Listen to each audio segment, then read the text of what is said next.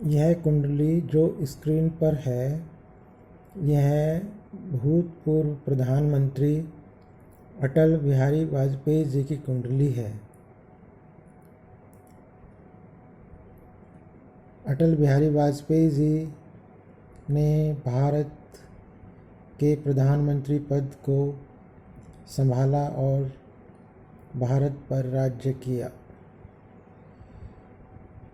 और उन्होंने अपनी योग्यता से, काबिलियत से राजनीतिक पार्टी बनाई, भारतीय जनता पार्टी, और उसको उच्च मुकाम पर लेकर गए। अटल बिहारी वाजपेयी जी ने जीवन में अच्छी सफलता प्राप्त की, परंतु उनकी शादी नहीं हो पाई। यह उनके जीवन का एक दुर्योग था, जिसकी वजह से उनकी शादी नहीं हो पाई। व्यक्ति कितने भी प्रयास करे, अगर भाग्य में वह योग ना हो तो वह सुख या वह सफलता व्यक्ति को कभी प्राप्त नहीं होती। चाहे व्यक्ति कितना भी प्रयास कर ले, अगर कुंडली में योग नहीं है तो व्यक्ति सफल नहीं हो सकता। यह इस बात को प्रकट करता है कि भाग्य का लेख अटल होता है और उसको कोई नहीं टाल सकता। देव दानव मानव कोई भी उसको नहीं टाल सकता। व्यक्ति के वे ही कर्म सफलता को प्राप्त करते हैं जिनका योग कुंडली में बना होता है, वरना तो कर्म करके भी व्यक्ति असफलता को ही प्राप्त करता है। अटल बिहारी वाजपेयी जी ने वैसे तो बहुत सफलता प्राप्त की, आर्थिक सफलता और पद मान प्रतिष्ठा की सफलता, परंतु उनकी शादी नहीं हो पाई, क्योंकि उनकी कुंडली में शादी का योग था ही नहीं। ऐसा नहीं था कि वे शादी नहीं करना चाहते थे, वे शादी तो करना चाहते थे, परंतु शादी नहीं हो पाई।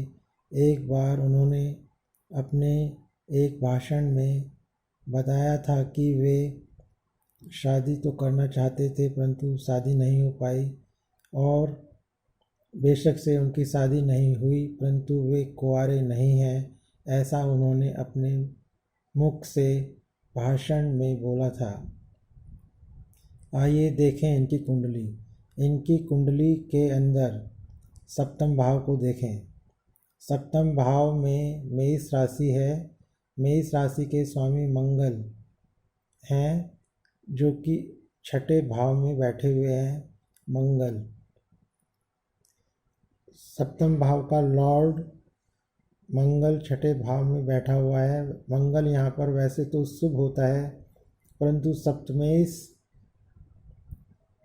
छठे भाव में बैठ जाता है तो यह अशुभ स्थिति को प्रकट करता है।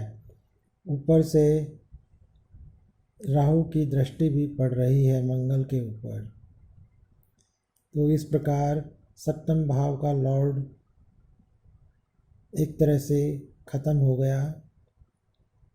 और सप्तम भाव के कारक ग्रह शुक्र को देखें, जो कि द्वितीय भाव में चंद्र के साथ विराजमान है। शुक्र अपने शत्रु ग्रह के साथ विराजमान है, वहाँ पर अशुभ फल देने वाला बन गया। और शुक्र के ऊपर राहु की पंचम दृष्टि है और शनि का भी साइड इफेक्ट है। इस प्रकार से शुक्र भी सप्तम भाव का जो कारक ग्रह है वह भी बिल्कुल ख़त्म सा हो गया फल देने में। सप्तम भाव के लॉर्ड और कारक दोनों ही बुरी तरह से पीड़ित और कमज़ोर हो गए और फल देने में नाकामयाब रहे सप्तम भाव के लिए। और सप्तम भाव पर शनि की दृष्टि आ रही है, इस वजह से इनकी शादी नहीं हुई। सप्तम भाव के लॉर्ड और कारक डूब गए, फल देने में असफल हो गए और शनि की दृष्टि आ गई सप्तम भाव पर। इस वजह से इनकी शादी नहीं हो पाई। इन्होंने शादी करनी भी चाहिए, परंतु इसी वजह से इनकी शादी नहीं हो सकी, क्योंकि लॉर्ड, सप्तम भाव के लॉर्ड और कारक दोनों ही पीड़ित और कमज़ोर हैं।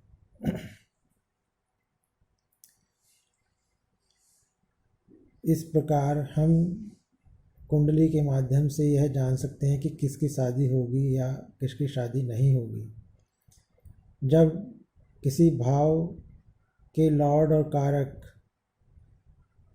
फल देने में असमर्थ हों और उस भाव में कोई भी शुभ ग्रह ना हो, शुभ ग्रह की दृष्टि ना हो, तो वह भाव फल देने में असफल हो जाता है और वह भाव निष्क्रिय हो जाता है या अशुभ फल देने वाला हो जाता है।